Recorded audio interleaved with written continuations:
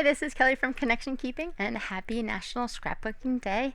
I wanted to make a little video on how to use my brand new gradient templates, the third version, which is like all about butterflies. It works the same as the other two versions, but if you've never used them before, this is a very helpful video.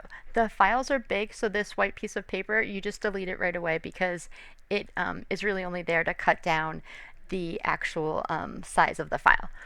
So this is what the first one looks like. It's my favorite. It's, pretty simple, but it's eye-catching in that it has a lot of white space, but then also a lot of clustering. And so if you can see, here is the gradient, and I changed it from, it's a rainbow gradient. And my other new kit I have is called Adventurous and Wild. And so I made that with this. And so you can see here, I changed the gradient for one that matches the color palette, and I added lots of elements in there, and then pretty much that's it. I just put a page. Oh, and I put a little bit here. I left the stitches the same and everything. So other than that, it honestly took me like 7 minutes. Like, it probably took me longer to pick out the pictures that I was going to use than it did to make it. So let's figure out how we're going to make this. Okay, so first thing is you need a gradient to use. So what I like to do is I always put a preview in my inside my thing, and I'm sure sometimes there's a page that like a pattern paper that has stripes on it, anything like that, and then you can use this to make your gradient. So let's see the first gradient here. Let's see. Okay, so the top elements, can you see over here on the side? And this is the gradient that's there right now. If I double click this with my left my left click, and here's the gradient. Now you click on this, and then right here is where you can change it. So you could do something simple right here. So you click on this little box, and it lets you pick any color. So I might pick here, or I think I'll pick this one. And then here I could add green, and now I want 4 colors, not 3, so I just move this over. Do you see if I'm holding the triangle? And I literally click in this next space, and then I could do here, I could do oops, sorry, cancel. I'll pick the pink, and here I could pick the teal.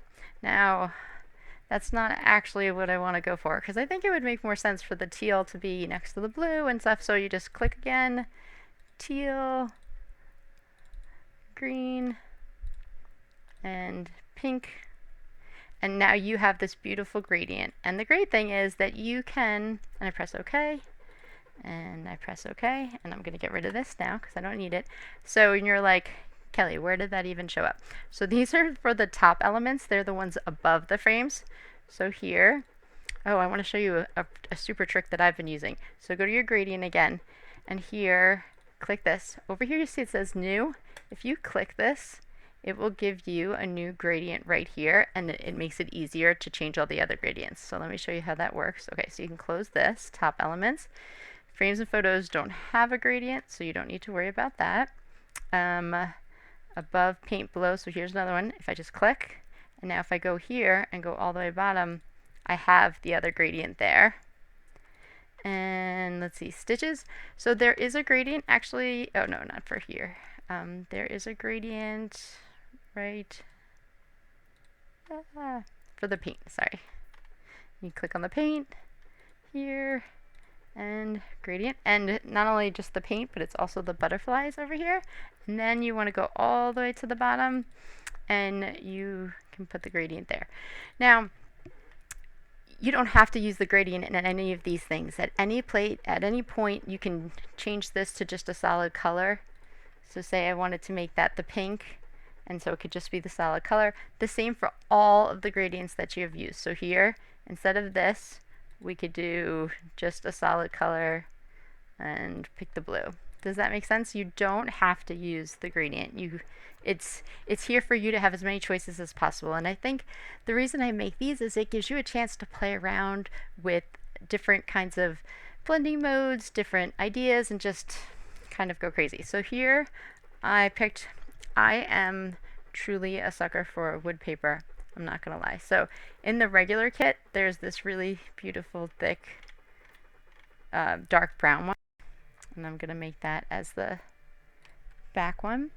And Um, the there's also, to keep it, there's also a whole set of extra pack of wood paper. So like say you wanted to go dreamy, this one actually matches um, the alpha that's in there, and you could have just did like the same kind of gradient. You could use pink into the teal, or you could have gone bold.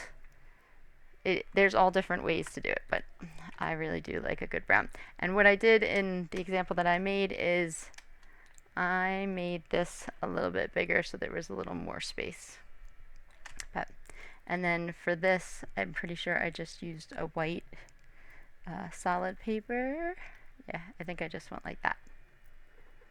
And then, so it pretty much looks like a done layout just as it is. But the fun and the part that I really enjoy is where you go in and you add elements in here. So say, now, the way I did it on for you is I've left spots. So you see how it says add elements above top flowers, add elements above frames, but below top flowers. Like, I literally give you spaces to do all of the adding.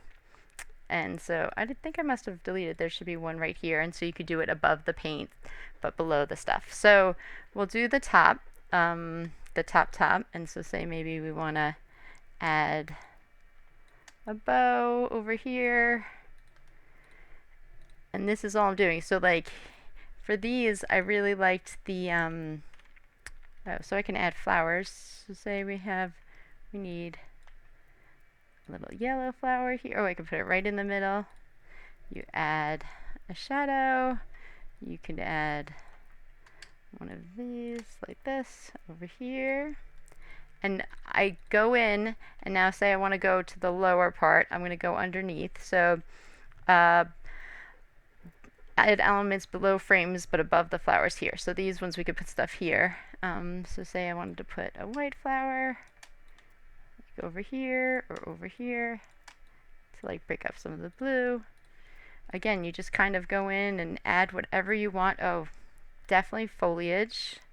I didn't add, so like if we go here, I can add some foliage. We'll add some blue foliage over here. And you just go in and decorate, and you can put pictures in, like just click on this and clip a picture here. The thing I liked is if you have brads or buttons or gems, I left all of these kind of blank so that you could come and put in the adventurous and wild. Oops. You can see I ended up, that's the danger. So each flower has like a whole bar, like you see this dark, darker, light, lighter. That's where all the magic happens. And so if you do that, it changes how the thing is affected. So you can change it and make it lighter or change the opacity of it, but you don't ever want to add something in between them because then it messes everything up. So I'm gonna put something, oh, just kidding. I'm gonna add an extra layer, so you just go down and press the plus. I'm gonna go add an extra layer, and I'll put this gem and put it like right there, and add a shadow. And look, now it looks like a different flower. So there's lots of options. Another thing I want to show you to do, the biggest of all of the gradients, I'm pretty sure, is this, like, just above paint. Okay, so I think this one's the biggest. Watch this. So if you take your gradient, right, and you're here, you can move around your, now like if you look, watch the flowers, you can see on the flowers on the bottom, they kind of change as it goes around. So there's just so many opportunities to make this your own, and I hope you like it. And then you can add whatever you want on the side. You can even change the stitches. So like if you go and here's the stitches, and say you wanted to make all the stitches a color, you can just do solid color blue, and it goes right, and you see just like this, it would make that stitch. Oh, and say this one is kind of green. So if you go to, let's see, this stitch, this stitch. Oh, here, so this one is green, right? So then if I did, oh, there's the one. If I go and I can add a green one to it, and then I can match the stitch color to the butterfly. just again, so many different things to do. So I hope you like that, and give me a call if you have any issues, or a call. Probably don't call me, but you can email me at kelly@connectionkeeping.com. I apologize, it was a little weird today. It's been a busy week getting ready for National Scrapbooking Day. Have a great day.